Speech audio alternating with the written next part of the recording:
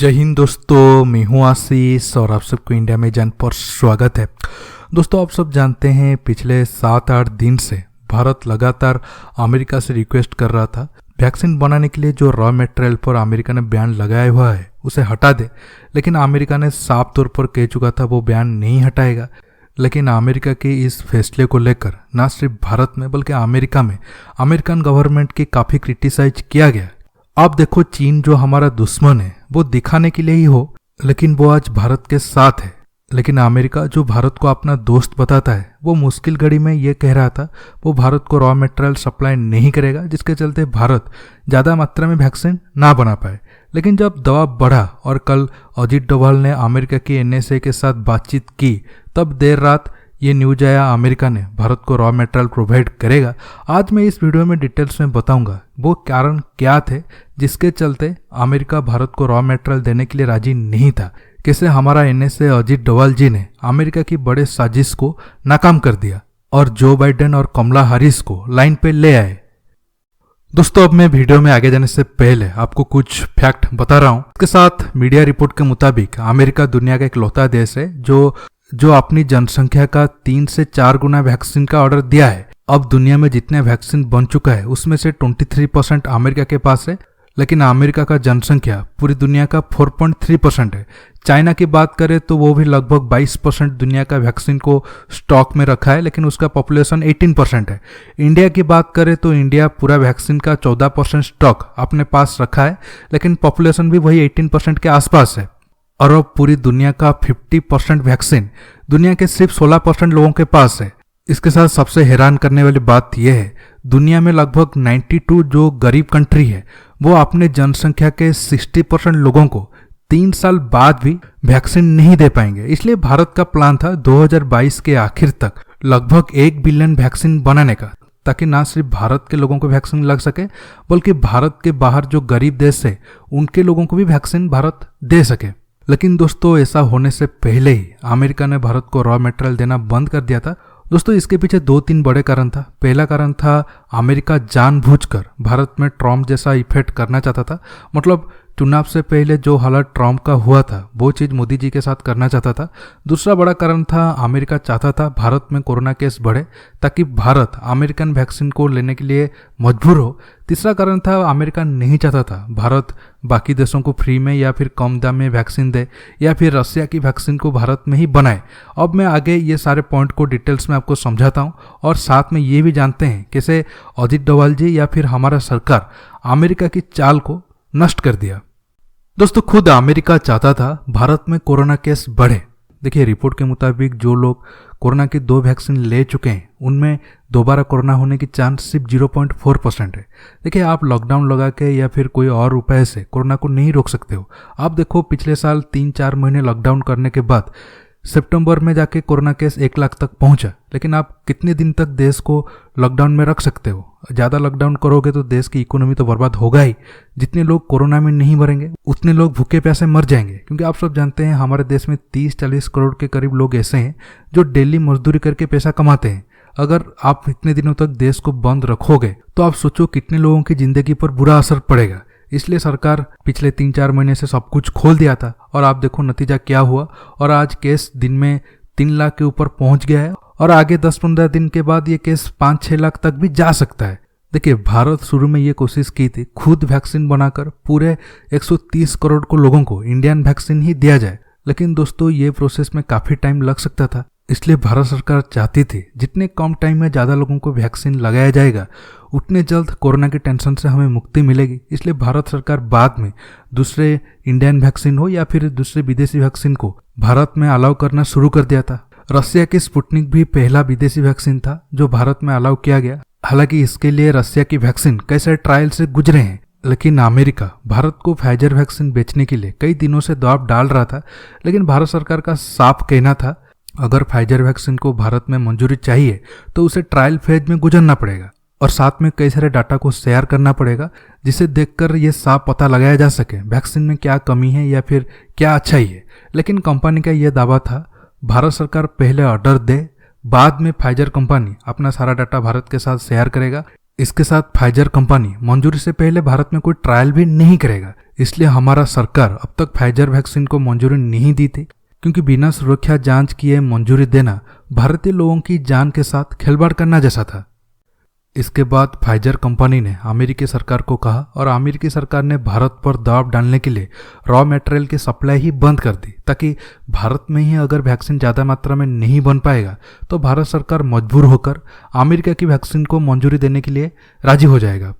दोस्तों, अब मैं आपको अमेरिका और फाइजर कंपनी की काला कहानी बता रहा हूँ, जिससे आप समझ जाओगे कैसे अमेरिका ऐसे खराब हालात में भी दूसरे देशों को लूटने के लिए बैठा है।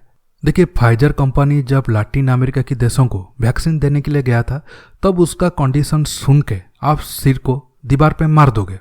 फाइजर कंपनी का कंडीशन ये था, मैं तुम्हें वैक्सीन तब दूंगा जब तुम अपने देश का कोई वैल्यूएबल एसेट मेरे पास गिरवी रखोगे। मतलब वैक्सीन के चलते अगर कोई लोग मरते हैं और वो कंपनी पर कोई क्लेम करते हैं, तो कंपनी वो सब गिरवी रखे प्रॉपर्टी को बेचकर पैसा चुका सके। और आप जानकर हैरान हो जाओगे, वो प्रॉपर्टी में पार्क, सिनेमा हॉल से लेकर मिलिट्री बेस, एयरपोर्ट, ऐसी चीजें शामिल थी। मतलब आप समझो, मैं दुकान से जाकर कोई सामान को खरीदा और बाद में मुझे पता लगा वो सामान में कोई गड़बड़ी है, तब मैं दुकान जाता हूँ और वो खराब सामान को वापस कर पैसा वापस लेने के बदले मैं खुद अपने जेब से और पैसा वो दुकान वाला को दे देता हूँ। आप सोचो कैसे अमेरिका अपने कॉर्पोरेट को आगे रखकर दुनिया में गेम खेलता है। हालांकि ये तो पता नहीं है अमेरिका ऐसे ऑफर भारत को दिया था कि नहीं, क्योंकि भारत कभी भी ऐसे ऑफर से राजी नहीं होगा। अमेरिका ऐसे ऑफर वही देश को दे सकता है जो छोटे छोटे देश है, जो अमेरिका के खिलाफ खड़े नहीं हो सकते हैं। लेकिन अमेरिका भारत में कोविड के चलते खराब हालात से फायदा उठाने की भरपूर कोशिश की।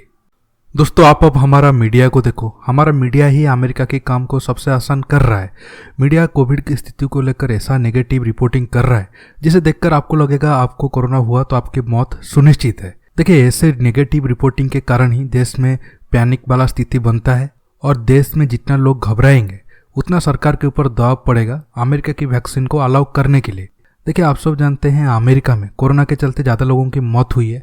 आप ये दो फोटो को देखिए, जो लोग अमेरिका में मरे हैं उन्हें कैसे प्रेजेंट किया जा रहा है और जो लोग भारत में मर रहे हैं उन्हें कैसे नेगेटिवली प्रेजेंट किया जा रहा है। और ये सारे फोटो जो भेजने वाले कोई दूसरे देश के लोग नहीं है, वही भारत के लोग हैं जो कुछ पैसे और डॉलर के कारण खुद भारत का छवि विदेश में जाकर खराब कर रहे हैं। इसके साथ यही लोग हैं जो पहले भारत की वैक्सीन के ऊपर सवाल उठा रहे थे, ये कितना सुरक्षित है या सुरक्षित नहीं है, फिर बाद में कॉस्ट को लेकर सवाल उठाए। लेकिन वही टुकड़े टुकड़े गैंग वाले भारत सरकार पर एक तरह से दबाव डाल रहे हैं अमेरिका की फाइजर वैक्सीन जो कॉस्ट में ज़्यादा पड़ने वाला है उसे भारत में अलाउ करने के लिए। इससे आप समझ सकते हो ये लोग कितने दोगले हैं। अब आता हूँ आखिर पॉइंट की तरफ। दोस्तों, आप सब जानते हैं अमेरिका अपनी जनसंख्या जितनी है उससे 3 से 4 गुना वैक्सीन को स्टॉक रखने की ऑर्डर दी है। एस्ट्राजेनेका, जिसे हम कोविशील्ड के नाम से भी जानते हैं, जो सीरम इंस्टीट्यूट पुणे में बनाता है, अमेरिका उस वैक्सीन का भी 600 मिलियन डोज का ऑर्डर दे चुका है और अब तक अमेरिका को 35 से 40 मिलियन डोज मिल चुका है। और आप जानकर हैरान होंगे, अमेरिका वो वैक्सीन को यूज नहीं कर रहा है, सिर्फ ऐसे ही रखा है जो दूसरे देशों के काम में आ सकता है। अमेरिका चाहे तो वो वैक्सीन को इंडिया और ब्राजील जैसे देशों को दे सकता है, लेकिन अमेरिका ऐसा नहीं कर रहा है। अमेरिका का एक ही मकसद है, वो सब वैक्सीन को ऑर्डर करके बाद में उसे दूसरे देशों को बेचकर मुनाफा कमाना है। इसलिए अमेरिका भारत पर इसलिए भी नाराज है। भारत क्यों दूसरे देशों को फ्री में या फिर कम दाम में वैक्सीन दे रहा है। इसके साथ भारत रसिया की स्पुतनिक भी वैक्सीन को भी इंडिया में बना रहा है, जो अमेरिका के मार्केट को खराब भी कर रहा है। इसके साथ कई सारे रिपोर्ट में दावा किया गया है रसिया की स्पुतनिक भी वैक्सीन फाइजर वैक्सीन से अच्छा है।